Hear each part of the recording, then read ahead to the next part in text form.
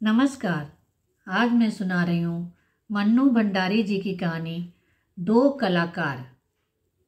ऐ रूनी उठ, कहते हुए चादर खींचकर चित्रा ने सोती हुई अरुणा को झकझोर कर उठा दिया। अरे क्या है? आंखें मलते हुए तनिक खिजलाहट भरे स्वर में अरुणा ने पूछा। चित्रा उसका हाथ पकड़कर खींचती हुई ले गई और अपने नए बनाए हुए चित्र के सामने ले जाकर खड़ा करके बोली, देख मेरा चित्र पूरा हो गया। ओह, तो इसे दिखाने के लिए तूने मेरी नींद खराब कर दी? अरे जरा चित्र को तो देख, ना पा गई पहला इनाम तो नाम बदल देना। चित्र को चारों ओर घुमाते हुए अरुणा बोली, किधर से देखूं यह तो बता दे।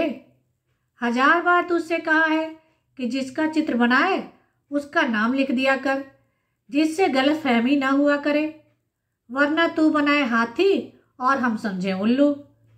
तस्वीर पर आंखें गड़ाते हुए बोली, किसी तरह समझ नहीं पा रही हूं कि 84 लाख योनियों में से आखिर यह किस जीव की तस्वीर है। तो आपको यह कोई जीव नजर आ रहा है? जरा अच्छी तरह देख और समझने की कोशिश कर। अरे यह क्या? इसमें तो सड़क, आदमी, ट्राम, बस, मोटर, मकान सब एक दूसरे पर चढ़ रहे हैं, मानो सबकी खिचड़ी पका कर रख दी हो। क्या घन चक्कर बनाया है? यह कहकर अरुणा ने चित्र रख दिया। जरा सोच कर बता कि यह किसका प्रतीक है? तेरी बेवकूफ़ी का। आई है बड़ी प्रतीक वाली।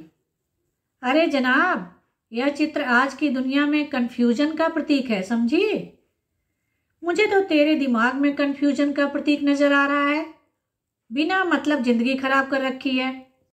और अरुणा मुंह धोने के लिए बाहर चली गई। लौटी तो देखा 3-4 बच्चे उसके कमरे के दरवाजे पर खड़े उसकी प्रतीक्षा कर रहे हैं। आते ही बोली, आ गए बच्चों, चलो मैं अभी आई। क्या ये बंदर पाल रखे हैं तूने? फिर जरा हंसकर चित्रा बोली, एक दिन तेरी पाठशाला का चित्र बनाना होगा। लोगों को दिखाया करेंगे कि हमारे एक मित्र साहिबा थी जो बस्ती के चौकीदारों, नौकरों और चपरासियों के बच्चों को पढ़ाकर ही अपने को भारी पंडिताइन और समाज सेविका समझती थी। 4 बजते ही कॉलेज से सारी लड़कियां लौट आईं, पर अरुणा नहीं लौटी। चित्रा चाय के लिए उसकी प्रतीक्षा कर रही थी। पता नहीं कहाँ कहाँ भटक जाती है, बस इसके पीछे बैठे रहो। अरे क्यों बड़बड़ कर रही है? ले मैं आ गई, चल बना चाय, मिलकर ही पिएंगे। तेरे मनोज की चिट्ठी आई है। अरुणा लिफाफा पकड़कर पत्र पढ़ने लगी। जब उसका पत्र समाप्त हो गया तो चाय पीते पीते चित्रा बोली, आज पिताजी का भी पत्र आया है। लिखा है, जैसे ही यहाँ कोर्स समाप्त हो जाए मैं विदेश जा सकती हूँ। मैं तो जानती थी पिताजी कभी मना नहीं करेंगे। हाँ भाई, धनी पिता की इकलौती बिटिया ठहरी, तेरी इच्छा कभी टाली जा सकती है? पर सच कहती हूँ, मुझे तो सारी कला इतनी निरर्थक लगती है, इतनी बेमतलब लगती है कि बता नहीं सकती। किस काम की ऐसी कला जो आदमी को आदमी न रहने दे? अरुणा आवेश में बोली। तो तू मुझे आदमी नहीं समझती? क्यों? तुझे दुनिया से कोई मतलब नहीं, दूसरों से कोई मतलब नहीं, बस 24 घंटे अपने रंग और तुलिकाओं में डूबी रहती है। दुनिया में कितनी बड़ी घटना घट जाए, पर यदि उसमें तेरे चित्र के लिए कोई आइडिया नहीं तो तेरे लिए वह घटना कोई महत्व नहीं रखती।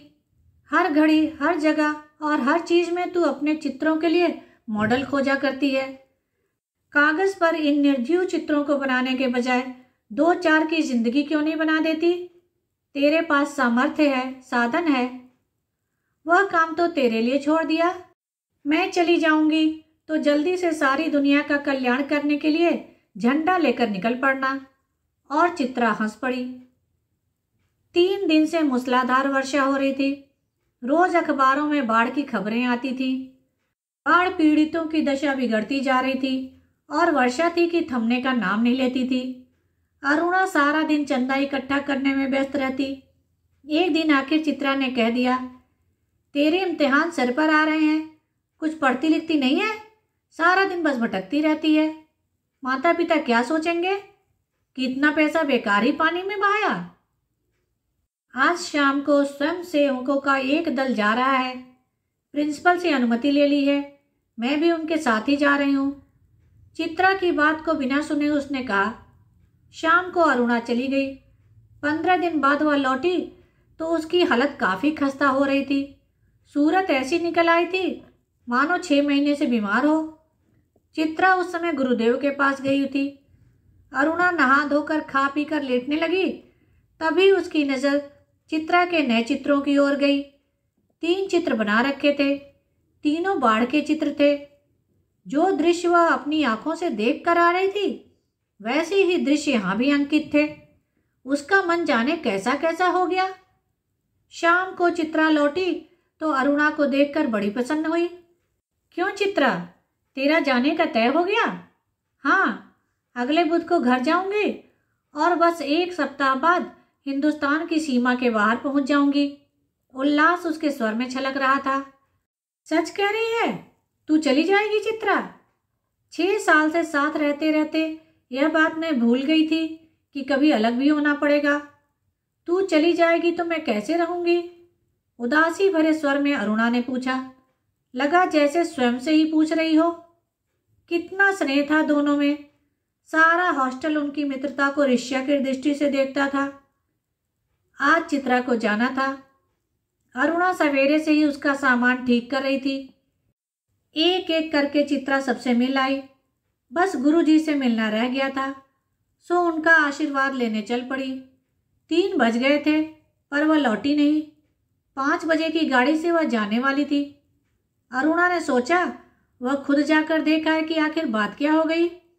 तभी बड़बड़ाती सी चित्रा ने प्रवेश किया। बड़ी देर हो गई ना? अरे क्या करूं, बस कुछ ऐसा हो गया कि रुकना ही पड़ा। आखिर क्या हो गया ऐसा जो रुकना ही पड़ा? सुने तो। 2-3 कंठ एक साथ बोले। गर्ग स्टोर के सामने पेड़ के नीचे अक्सर एक भिखारन बैठी रहा करती थी ना। लौटी तो देखा कि वह मरी पड़ी है और उसके दोनों बच्चे उसके सूखे शरीर से चिपक कर बुरी तरह से रो रहे हैं। जाने क्या था उस दृश्य में कि मैं अपने को रोक नहीं सकी। एक रफ सा स्केच बना ही डाला, बस इसी में देर हो गई। 4:30 बजे चित्रा हॉस्टल के फाटक पर आ गई, पर तब तक अरुणा का कहीं पता नहीं था। बहुत सारी लड़कियां उसे छोड़ने स्टेशन तक भी गईं, पर चित्रा की आंखें बार बार अरुणा को ढूंढ रही थी। 5 भी बज गए। रेल चल पड़ी, पर अरुणा न आई। विदेश जाकर चित्रा तन मन से अपने काम में जुट गई। उसकी लगन ने उसकी कला को निखार दिया। विदेश में उसके चित्रों की धूम मच गई। भिखारिन और 2 अनाथ बच्चों के उस चित्र की प्रशंसा में तो अखबारों के कॉलम भर गए। शोहरत के ऊंचे कगार पर बैठे चित्रा जैसे अपना पिछला सब कुछ भूल गई। पहले वर्ष तो अरुणा से पत्र व्यवहार बड़े नियमित रूप से चला, फिर कम होते होते एकदम बंद हो गया। पिछले 1 साल से तो उसे यह भी मालूम नहीं कि वह कहाँ है। अनेक प्रतियोगिताओं में उसका अनाथ शीर्षक वाला चित्र प्रथम पुरस्कार पा चुका था। जाने क्या था उस चित्र में, जो देखता चकित रह जाता। 3 साल बाद जब वह भारत लौटी तो उसका बड़ा स्वागत हुआ। अखबारों में उसकी कला पर, उसके जीवन पर अनेक लेख छपे। पिता अपनी इकलौती बिटिया की इस सफलता पर बहुत प्रसन्न थे। दिल्ली में उसके चित्रों की प्रदर्शनी का विराट आयोजन किया गया। उद्घाटन करने के लिए चित्रा को ही बुलाया गया। उस भीड़ भाड़ में अचानक उसकी भेंट अरुणा से हो गई। रूनी कहकर चित्रा भीड़ की उपस्थिति को भूलकर अरुणा से लिपट गई। तुझे कब से चित्र देखने का शौक हो गया है रूनी? चित्रों को नहीं, चित्रा को देखने आई थी। तू तो एकदम भूल ही गई। अरे ये बच्चे किसके हैं? 2 प्यारे से बच्चे अरुणा से सटे खड़े थे। लड़के की उम्र 10 साल की होगी तो लड़की की कोई 8। मेरे बच्चे हैं और किसके? ये तुम्हारी चित्रा मौसी हैं। नमस्ते करो अपनी मौसी को, अरुणा ने आदेश दिया। बच्चों ने बड़े आदर से नमस्ते किया, पर चित्रा आवाक होकर कभी बच्चों को, कभी अरुणा का मुंह देख रही थी। तभी अरुणा ने टोका, कैसी मौसी है, प्यार तो कर। और चित्रा ने दोनों के सिर पर हाथ फेरा। अरुणा ने कहा, तुम्हारी ये मौसी बहुत अच्छी तस्वीरें बनाती हैं। ये सारी तस्वीरें इन्हीं की बनाई हुई हैं। आप हमें सब तस्वीरें दिखाएंगी मौसी? बच्चे ने फरमाइश की। चित्रा उन्हें तस्वीरें दिखाने लगी। घूमते घूमते वे उसी भिखारन वाली तस्वीर के सामने आ पहुंचे। चित्रा ने कहा, यही वह तस्वीर है रुनी जिसने मुझे इतनी प्रसिद्धि दी। ये बच्चे रो क्यों रहे हैं मौसी? तस्वीर को ध्यान से देखकर बालिका ने पूछा। इनकी माँ मर गई है, देखती नहीं, मरी पड़ी है, इतना भी नहीं समझती। बालक ने मौका पाकर अपने बड़प्पन और ज्ञान की छाप लगाई। ये सचमुच के बच्चे थे मौसी? बालिका का स्वर करुण से करुणतर होता जा रहा था। और क्या, सचमुच के बच्चों को देखकर ही तो बनाई थी यह तस्वीर। मौसी, हमें ऐसी तस्वीर नहीं, अच्छी अच्छी तस्वीरें दिखाओ, राजा रानी की, परियों की।